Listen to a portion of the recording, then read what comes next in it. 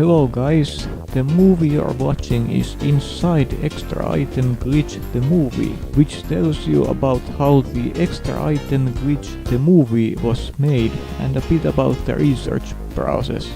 If you haven't seen the actual movie, I'll advise you to go watch it. Thank you for your cooperation.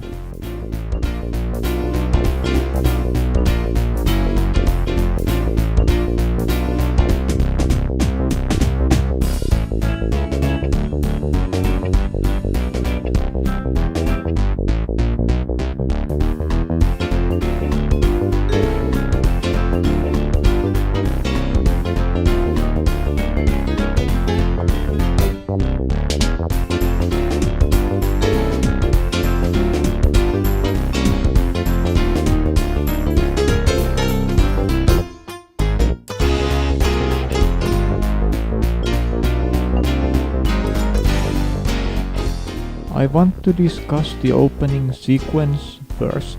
You may have noticed the thing that flashes for a few frames at the very beginning.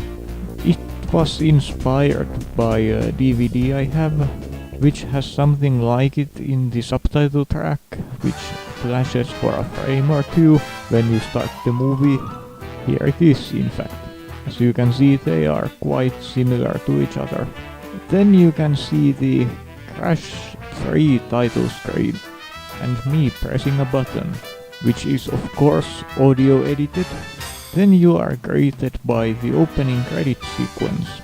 The opening credits were originally supposed to be white text on a black background done in paint, kind of what you see on the top left. Then I went to this one place where I could do things and I found this font, Mirish, and with the help of a GameShark code to hide Crash off screen, I recorded footage for the opening credits, so it then became something like on the top right.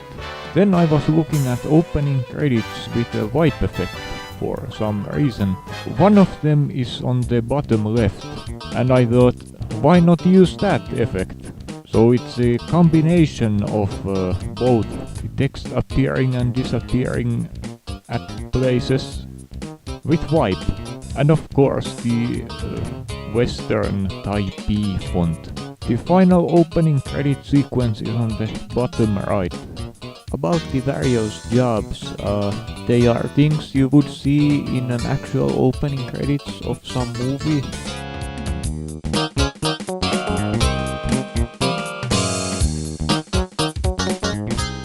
If you didn't notice, the music track was a MIDI version of The Entertainer. While designing the credits, it was the track that I planned to use at the very start. I did some copy-pasting with a MIDI to make it match the credit sequence. About the various inspirations, there's a slight blur effect in the movie title screen, which was inspired by a print of one movie I have. Also, the music credit is inspired by it. Here's a comparison. I'll let you in for a little secret. There was no processing laboratory. And then the credit which says a PSX driver player production for Stickman Productions was also inspired by something else. And yes, this movie was based on a true story. And finally, the directed by credit is a bit bigger than the rest of the credits, like in my inspiration sources. It was originally all the same size, but then I changed it. I originally wanted the pre-credit sequence to be something that drops in the water, like in the movie the initial inspiration was taken from, but I decided against it, just so you would know what the hell is this thing all about. We can do a comparison here.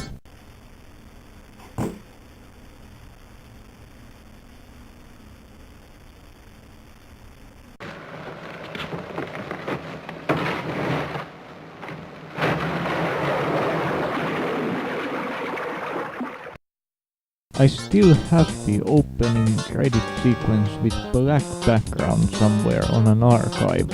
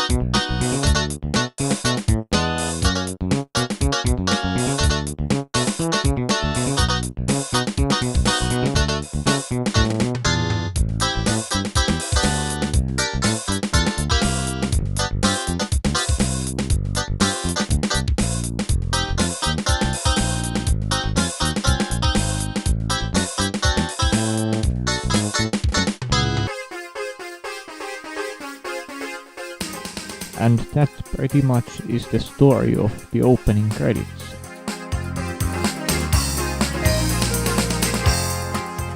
Time for the actual content. As you know, I've done the research using a console and an emulator, mostly console. The gameplay was all emulator stuff. Some game sharks were used to assist.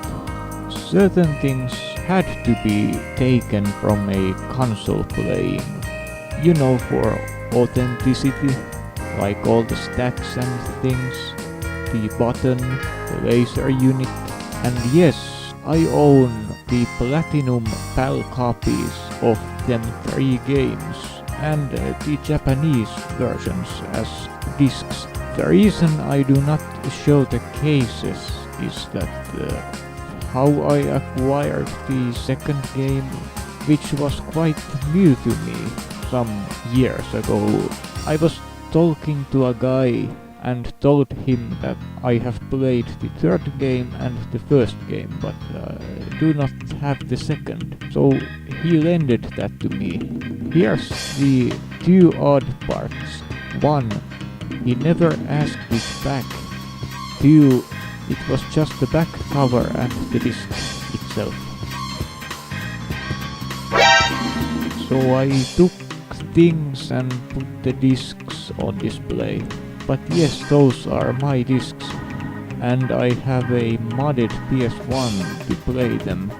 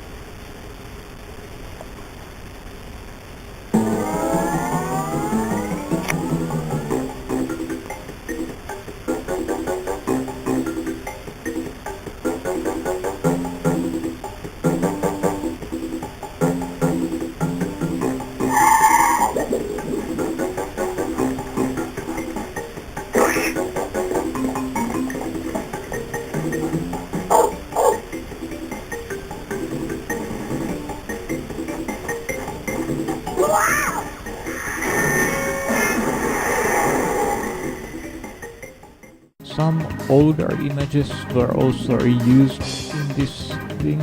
Of course, what comes to those images, various images that were made using the emulator as help Plenty of them were edited.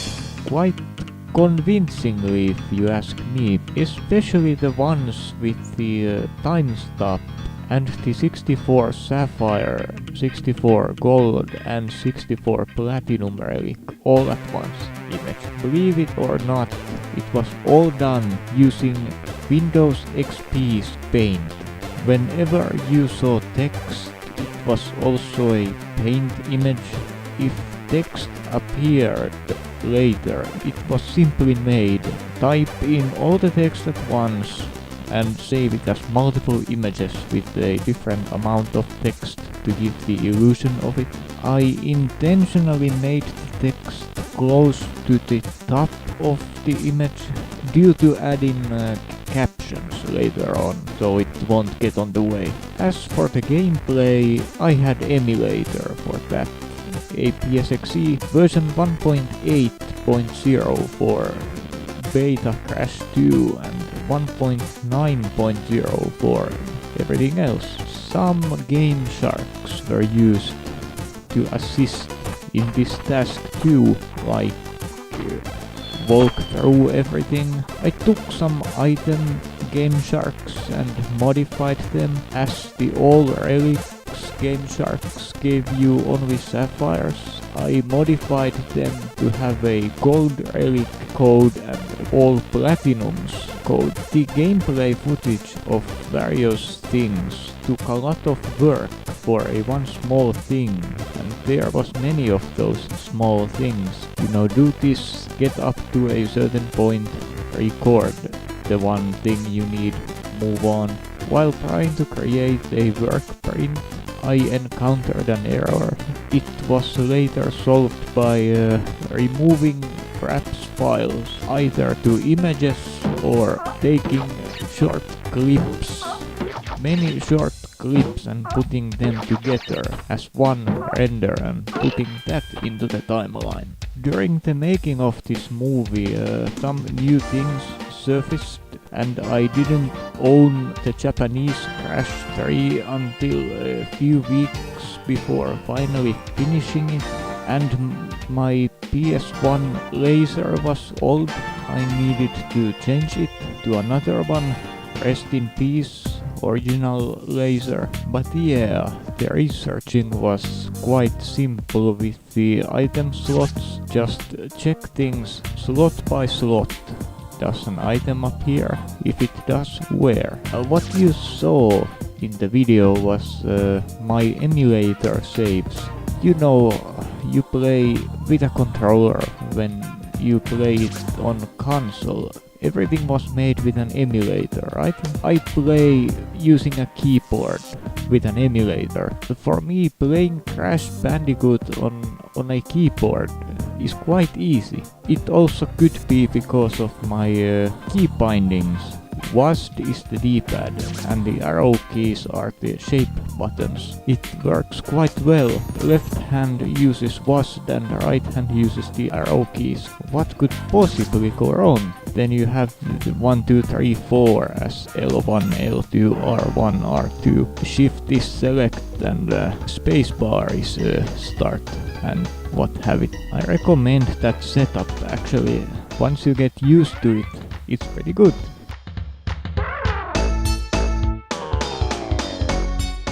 A small bit about the audio, so I would record myself talking like I am doing right now, edit it to a coherent file, change some pitches and stuff, mix everything and save it. It was my voice, changed in pitch. My real voice sounds something like this and I don't like it. I'd then lay down the audio tracks on a timeline, time the video part to the audio, then render the audio, and I'd use that as a base to time everything on Audacity, putting music on the background.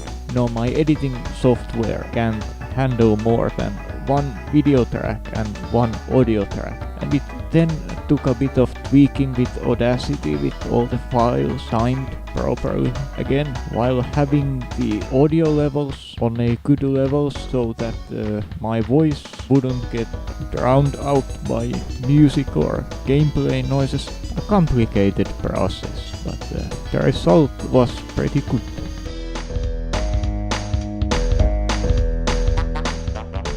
Now I'd like to talk a bit about the jokes.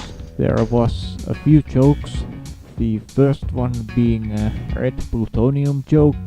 It was an actual lines from a movie. Some of you may recognize the original clip. As you know, red plutonium will re-enter the Earth's atmosphere and will plunge and plummet with pinpoint precision to a predetermined place on the Earth's surface. The purpose of red plutonium's mission is to test a top-secret device for detecting minerals below the moon's crust. And after that, it was the classic wrong script. As you know the thing. The second one was the "and now for something completely different" joke. And that was the point, having the VHS footage in there. I wanted a transition from Crash 2 to Crash 3, so I abruptly made it to cut to this VHS footage, and then to me saying, "and now for something completely different."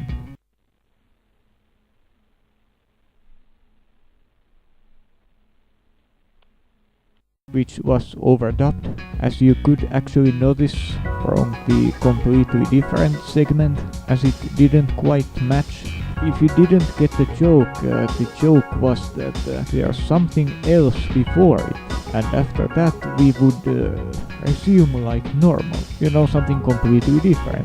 The only thing I lacked was a desk to be behind of. And yes, that was me. Does that image with a mosquito on a bubble wrap count? It's frequently seen in my stuff for some odd reason. The story behind the image is that I once got some stuff from Japan. I noticed, what is this in the bubble wrap? There was a mosquito on it, under the tape, between the bubble wrap and the tape. So I took an image out of it. Pretty much the rest of all the jokes are in the credits, which took forever to make. They include the Dolby Stereo logo. The only thing I used Photoshop for, this was actually partly recorded in stereo. My voice was all mono recording, so there's that. And the soundtrack available on PSX Driver Player Records, that's a complete joke. It does not exist. There's no soundtrack. There's not such a record company either. And no bandicoots were harmed during the making of this movie. Some harm happened while trying to make all the scenes. One of my favorites, no glitches were abused. The joke being that this is a movie about a glitch in the first place. It should make it funnier, And then there's this no people got morseshoed during the making of this movie. It's a reference to the line of where he says he can't give credit. I can't give credit. I gave credit. If you noticed, the PSX Driver Player would like to thank segment in the credits. Prints by PSX Color, something you would see on a end credits, but do they have that nowadays? Since all the stuff is not on film anymore. I don't follow any new shit, so I don't know. Then the motion picture protected under the laws of PSX Driver Player. It's a joke referring to the disclaimer, What else is there? Distributed by PSX Driver Player. Sometimes old movies had that distributed by credit in somewhere. And then of course the classic The End in the middle of the credits, where it obviously still goes on. And did you notice at the very end, there's Aku Aku telling you to save your progress, which is a good advice. Remember, save often and don't be hasty.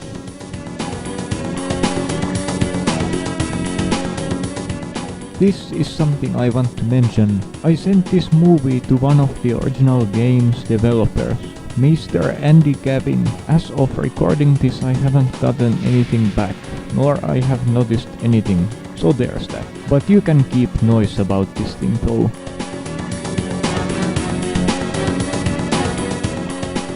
And about the end credits. I made the end credits and opening credits at the place I quote work end quote.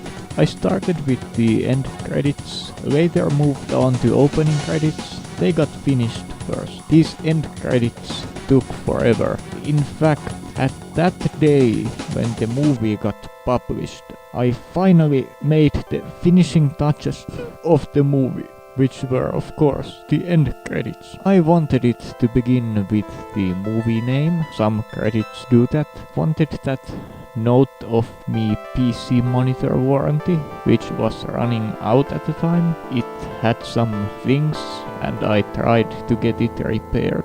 As it had a bit of warranty left still, and as of recording this it's under repair, which it for some reason got after the warranty was expired.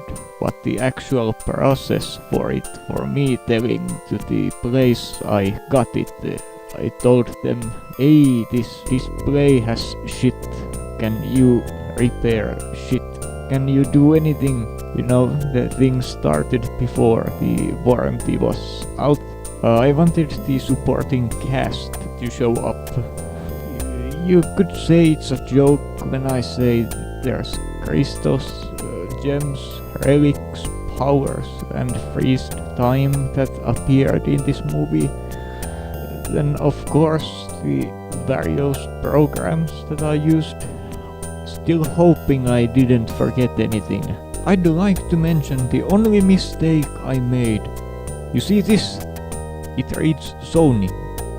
It should read Philips. I don't know how that got in there. I mean, it says Philips right there. Damn it. I'd like to mention also that I genuinely forgot to mention a visual thing relating to this. Starting from 700 pounds you get powers. But you can read it on the tag anyway. Then there's the game scene, music used for tracks. I didn't mention the location of the musics, but they are in the order they appear in. The Entertainer being the opening credit track, London Demo being the track that looped over and over, Jeopardy N64 main menu music for that one, then second part, and I wanted to use the Hacks Map 14 tune, my favorite music of that game, in this credit sequence, so I did various things to make the whole credit end thingy last about the length of the tune, so I did put some various other things, sound used, thanks, all that stuff later in the credits. It was slowed to a certain length, so it wouldn't be unreadable garbage after all the compression it goes through the programs. With moving video and moving text, it's not quite good combo, you know. Some trivia things that I explained in this scroll, useful information, hints, tips, and like the NTSC versions of Crash 3, there's my best times with proof images and my stats in all 3 games, Crash 1, 2 and 3, up to the point I got during the making of it. There's the 100% in Crash 1, 100 and 200/162 in Crash 2, and the 197 in Crash 3 with various powers. I got more powers while making this movie. It was one thing that required constant edits. And then I got the NTSCJ Crash 3. Played that to 105 with all platinums.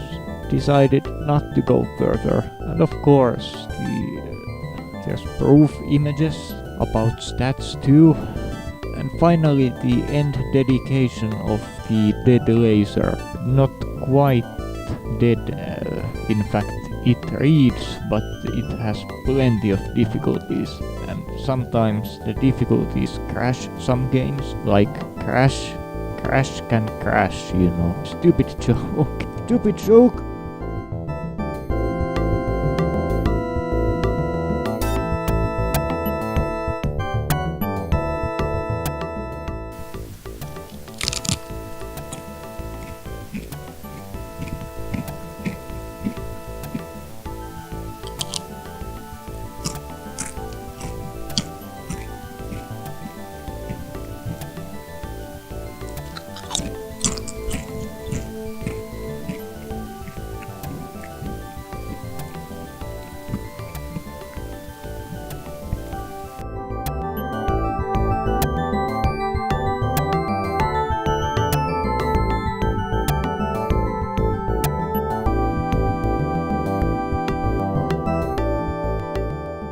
that almost concludes our making of.